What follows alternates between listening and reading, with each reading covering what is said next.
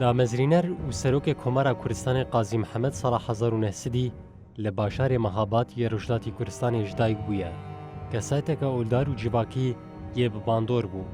بەری ئاواکردنا کۆمارێ ڕێبەبەرێ ناوەندا ڕەوشەنبیری یا مەهاباتێ بوو. هەرگۆ بنگەها کۆمارا کوردی دانی هەموو گەلێ کورد پشتگیریا vêyekê kir. Ji bo parastin û tevlîbûna komarê ji hemû beşên Kurdistanê berê xweda mehabatê. Vêyekgirtina Kurdan wisa kir got komara Kurdistanê bê avakirin û sala 1945 elana komarê hat rakandin. Herçend temenê komarê Kurd be jî bû jimareke bi bandor û dîrokî bû rihê kurdîbûnê ya di wê serdemê de.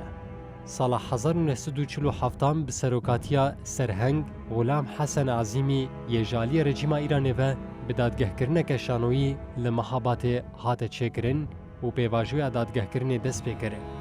Herçende hemû sûcdarî jaliyê Qazî Mihemed, Sedir Qazî û Zayif Qazî ve hatin redkirin jî herî dawî roja siyê adara sala 1947 pêşeng Qazî Mihemed û hevalên xwe li qada çarçira ya Mehabatê li cihê Komara Kurdistanê elan kirî hate darvekirin.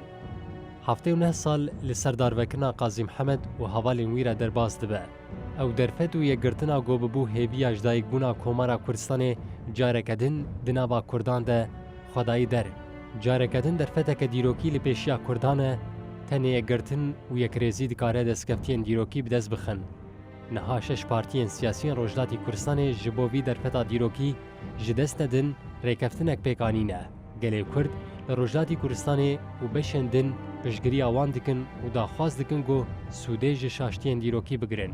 Bi yekgirtina netewî demokratîk vê derfetê bikin destkeftiyeke dîrokî ya Kurdan.